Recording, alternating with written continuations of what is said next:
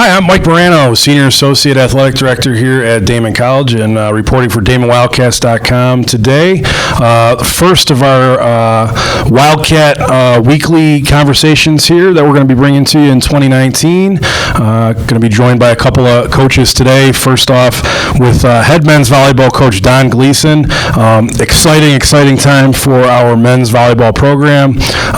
They will get underway. First ever matches in program history this weekend. They will be partaking in the Red Flash Invitational, which is hosted by St. Francis University down in Pennsylvania. Coach, you guys will open up January 11th against Alderson Broadus, and then tournament play resumes January 12th when you're going to take on the host school, St. Francis, and as well as Emmanuel.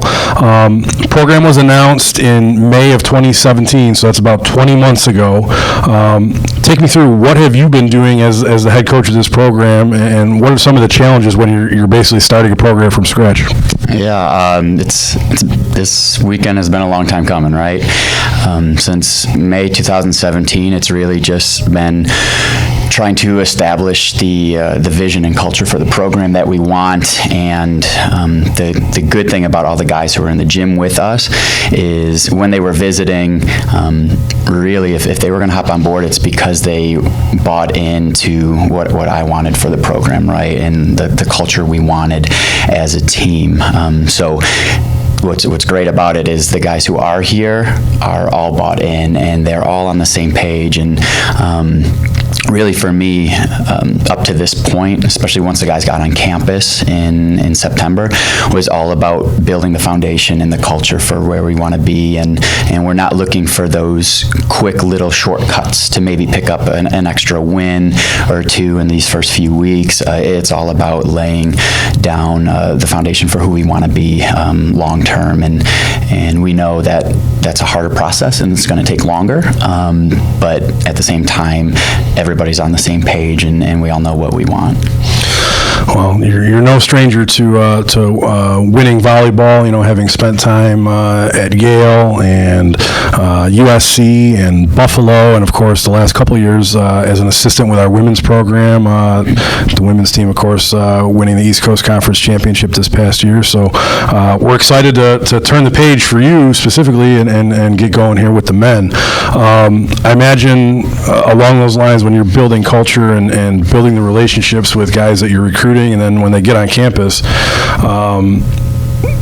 that's a whole process in itself.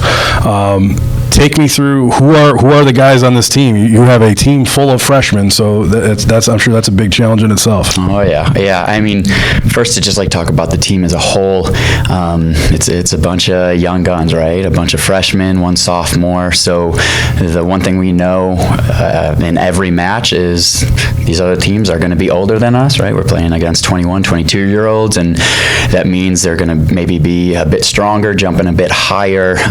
So the way that we're going to try to navigate those waters is just being the smarter team, the team that makes the better decisions on the court with the ball and recognize the game better.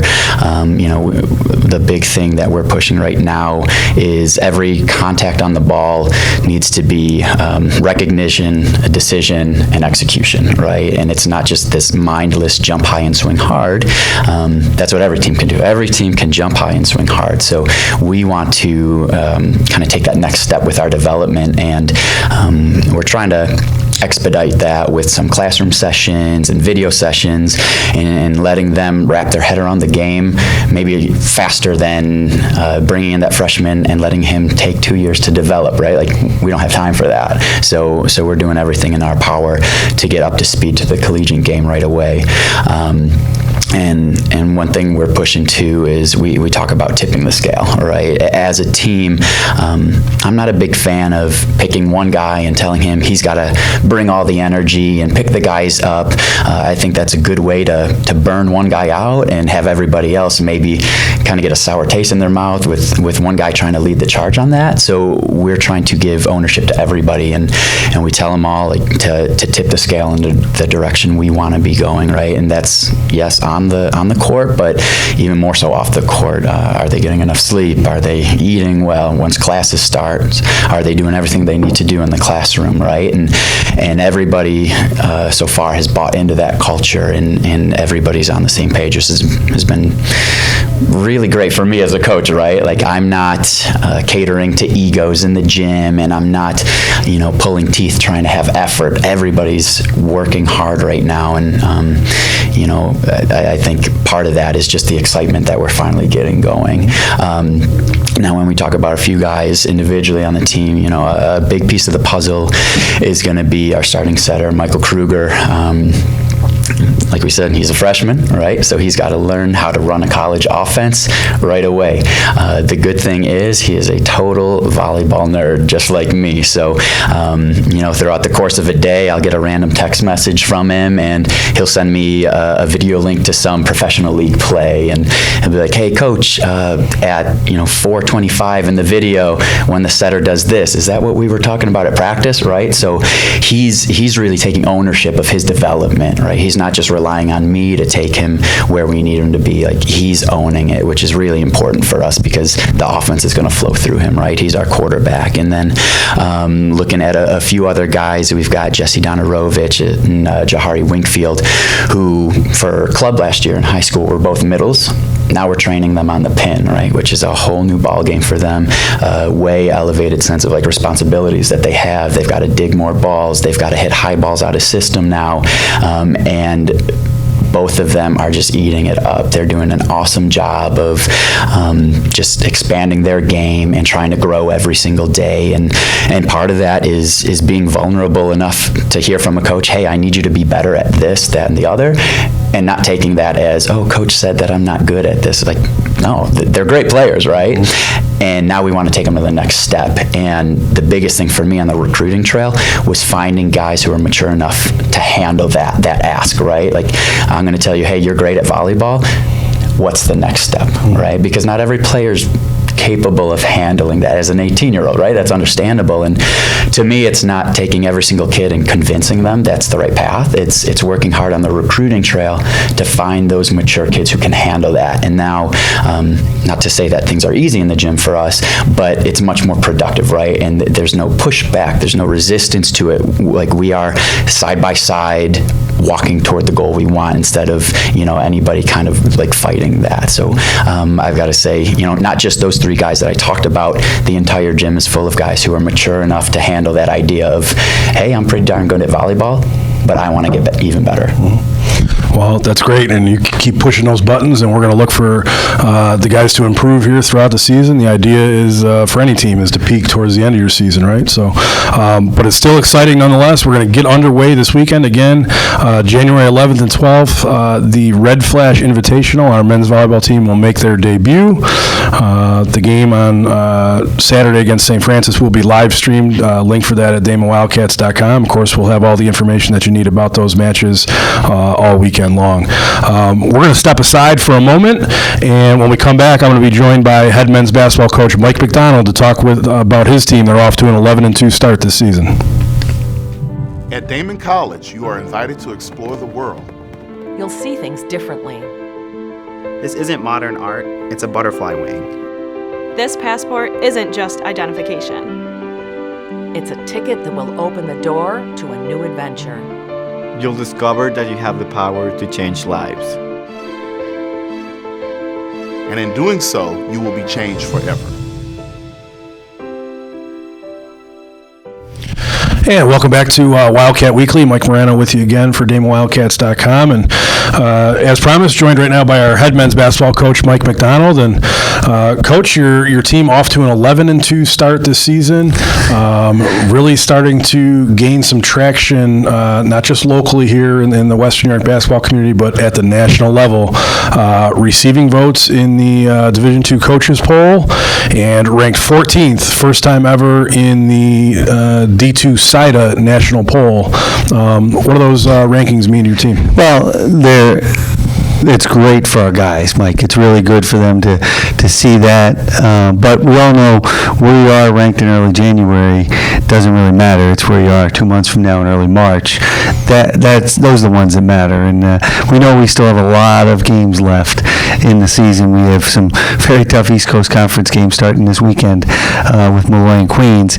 So we're excited by it. We're not going to run from it. We're going to embrace it. We think it's great that we are ranked, and we think we're pretty good. The other thing I'll tell you is, and I've said this to you before, it's kind of shocking when you look at we're 11-2 and how many games we've had missed because of injuries. I mean, we've really only had our entire group together for 3 full games this year, and those were our last 3 games. So when you look at that and take that into consideration, it's pretty cool.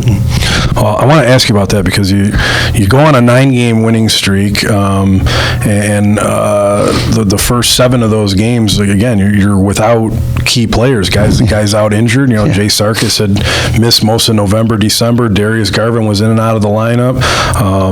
Andrew Sisko, you're arguably your best player, your leading scorer, leading rebounder. He missed a couple of games, and you get them all back in time for St. Anselm, which is really your signature win of the year right now. They're ranked 4th in the country. Well, yeah, and of course, being a coach, what you worry about is how is all this going to affect our chemistry? Because we'd been winning, and we were playing one way when we had Jay and Garv were out. We were playing one way without those guys, and Breon Harris did a tremendous job of kind of being our only handle and being our point guard. And then we started to get guys back slowly, and then Andrew was out, so now we're playing smaller, a little bit quicker, and then we get Andrew back. We brought him off the bench at first, and it's like, how are we going to get to? But I think eventually we're going to get to the point where we have what we kind of envisioned at the beginning of the year and have that chemistry. I think the positive is, Mike, I think we have a lot of room to grow. Where a lot of teams in January now are kind of getting to their point and maybe peaking in mid-January. I think we have ways to go. We have to, we haven't had great practices. We talked about this when we got back from Texas the other day, that, we've been in a game practice mode where we haven't had a couple days to really get after each other and get better and really work at it. And instead, we were always kind of game planning for that next game and trying to save some legs. Now I think we have some time for these next few weeks where we can kind of tweak some things, work on some things, see what we've been good at with this group and what we can work on with this group. So I think the best is yet to come with this group. Well, looking forward, you brought up Molloy, big game with them on Friday night. They're going to come in 4-0 in the league, so they're undefeated. Your team's 3-0 in the league, so it's a battle of East Coast Conference unbeatens, and they come in 2 star guards, Curtis Jenkins and Nick Corbett. I think they're the highest scoring tandem in the league so far. And of course, in the back of your mind, I think you got to think about 102-98 double overtime last year. It's on the back of the mind. It's in front of the mind. That was a heck of a game the last time they were here. They've always given us problems. They're extremely well coached. Corbett and Jenkins, as you mentioned, are outstanding guards, really good guards, and they can really play. They play very well together. They feed off of those 2 guys. Jenkins is by far he's the greatest ball hunter there is. I mean, he gets steals, he gets rebounds, he creates havoc on that end of the floor, and he's turned himself into a great scorer, which he wasn't initially when he got here out of high school, but he's become such a great scorer. He shoots it from 3, he scores all 3 levels, threes, pull-ups, and at the rim, and just really difficult matchup for everybody, and Corbett has the ball in his hands most of the time. He was tremendous here last year. He had over 30 points. Both are tough matchups for us, and this is a tough game, and it's a team, as I said, Charlie Marcourt does a great job coaching them. I thought going into this year they would be one of the top teams in this league, and they are. They've proven it. They're 4-0, and they've won at Bridgeport. They've had some really good wins, so we're going to have to play very well Friday night to get a win. Well, if it materializes into anything close to last year's game, Division II basketball fans here around the area are in for a treat because that was so fun to watch last year. Corbett doing a lot of damage on the outside. I know that was painful for you to watch, but you said he had over 30 points. For us, it was Andrew Sisko on the inside. I think he had 36 and 23 rebounds in that game. So, again, if it materializes in anything close than that, we'll be lucky as fans. And then following that, you got Queens coming in on Sunday. I know you don't want to look too far ahead, but I just wanted to bring that up because it is our Hometown Heroes doubleheader. Free admission will be offered at that game that day to the women's game as well for veterans, active duty military officers, police officers, firefighters, EMTs, and first responders. So if you are one of those folks out there, please come by and join us. If you know someone that fits that category, tell them to stop by and see us. We love honoring our hometown heroes here at Damon College. So that's going to do it for this week's Wildcat Weekly. Coach, good luck this weekend. We will be back with a couple more coaches next week.